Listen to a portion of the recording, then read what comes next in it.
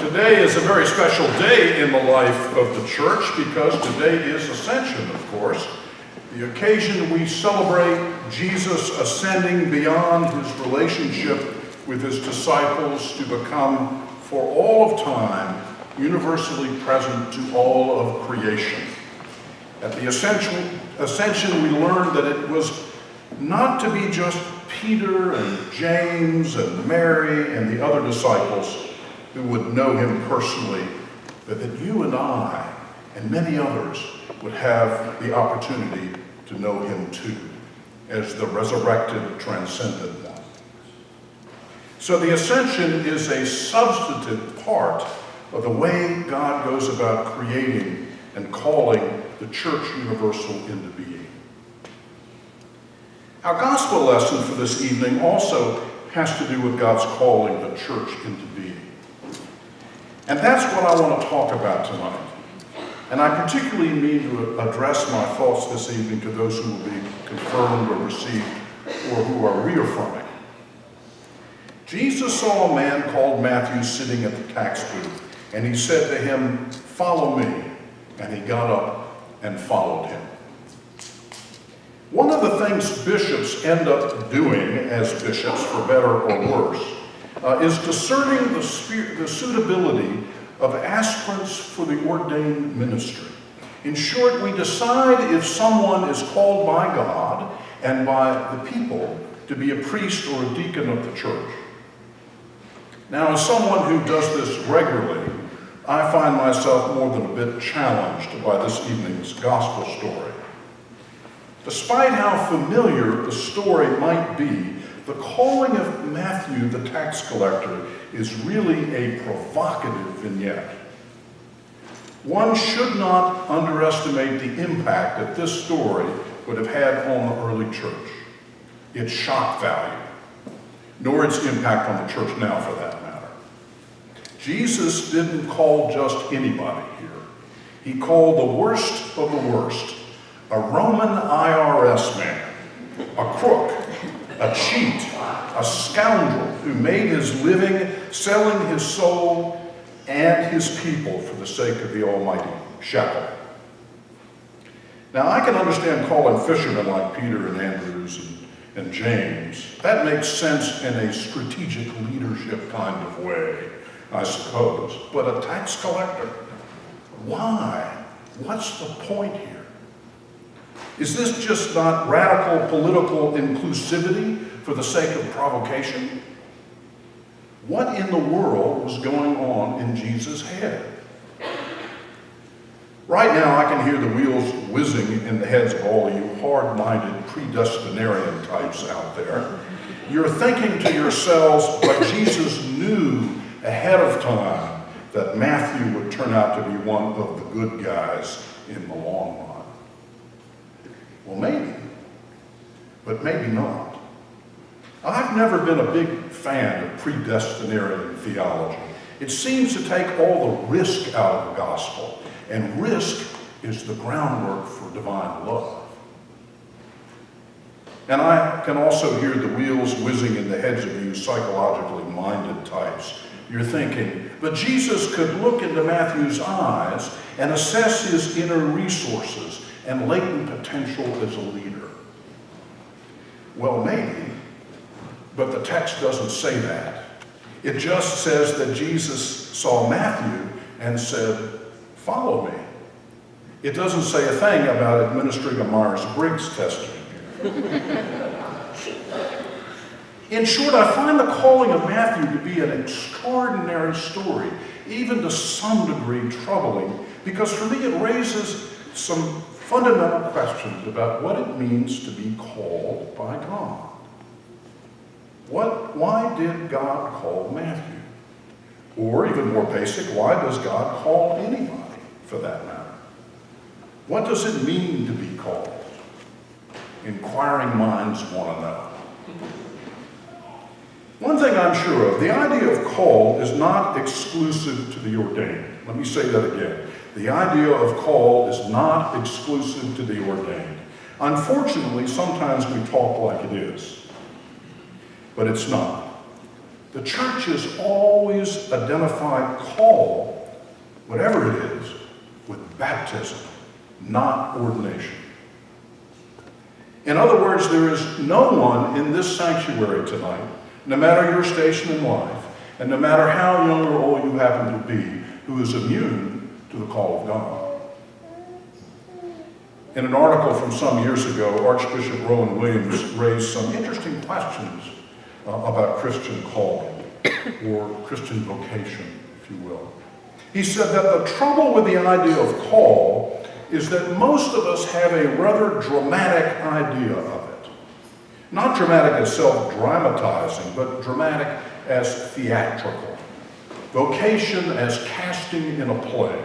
We think God has a purpose for the world, and as such assigns definite roles to each one of us to sort of act out, if you will. But this is rather problematic, he says, since some of us get better roles than others, and there appears to be more than a little hint of arbitrariness to it all. Or even worse, it suggests that God just drops a part on us that we must live out. We have no say in the matter. Back when I was a senior in college, I was encouraged, like many of the seniors who were trying to figure out what they were going to do in life, to take vocational testing. For 2 hours, I answered a list of very strange questions about my personal interests and likes and dislikes and abilities and so forth. After a few weeks, the results came back. The test said I should consider either being, 1, some sort of clergyman, or 2, a hairdresser. An admirable profession.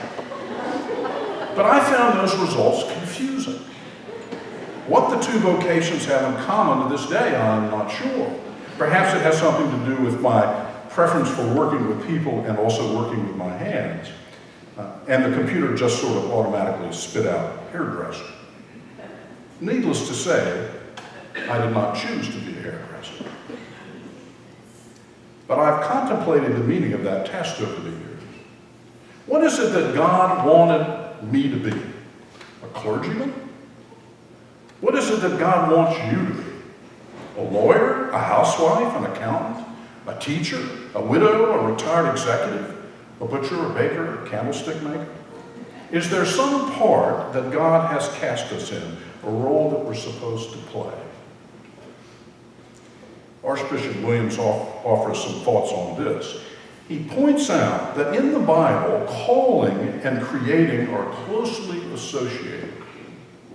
God's creation of something, from the stars to human beings, is simultaneous with his calling it by name. So in the most basic sense of all, God's call is the call to be, if you will. Williams writes, the vocation of creatures is to exist as themselves, to be bearers of their names, answering to the word that gives each its distinct identity.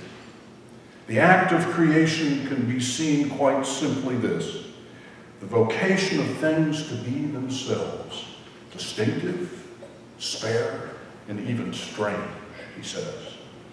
It isn't that God looks down from heaven at a certain moment and just drops a vocation on you as if you were utterly uninterested and uninvolved. Rather, he is calling you by name, each and every moment, wanting you to be you. Wow. To understand vocation in this way has some profound implications, I think. First of all, it suggests that when Jesus called Matthew to follow him, he was not offering Matthew a job. Rather, he was calling him into being, into his very existence as a child of God. Matthew was not created to be a tax collector, someone who took advantage of the poor, someone who, through corruption, furthered himself at the expense of his own community. Tax collection was what he had chosen to do, but it was not who God had created him to be. His name was Matthew, which means gift from God. This was the name of the person who Jesus was inviting to come forward. It is unfortunate, but in our society, we tend to define ourselves almost exclusively by what we do or what we have. Not long ago, I was talking with a very well-to-do gentleman who had just attended a meeting where many rich and powerful folks were present. He said, we each had a name tag. One person said, Executive Vice President and Chief Financial Officer of such and such company. Another said, President and CEO of Corporation X. Another, Ambassador so-and-so. And I had my name tag too, he said. All of the name tags were impressive. Political figures, religious leaders, high-powered members of the corporate world, and on, each with his or her elaborate title. It was a festive display of vocational success, he said. And you could tell, he said, we were all very impressed with ourselves. Then suddenly he fell silent for a moment. With a pensive look on his face, he added, Bishop, I was flattered to be there, but for some reason, when I left that gathering, for the first time in my career, I felt a real sense of emptiness about all of it. I'm trying to understand that, he said. People tend to pin their identities to their name tags in our culture. And it's not just in the professional world either.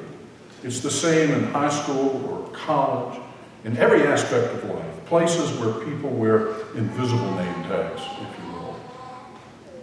But those tags reveal little of the true reality that lies beneath each one of us. You see, we are 9-part fake most of the time.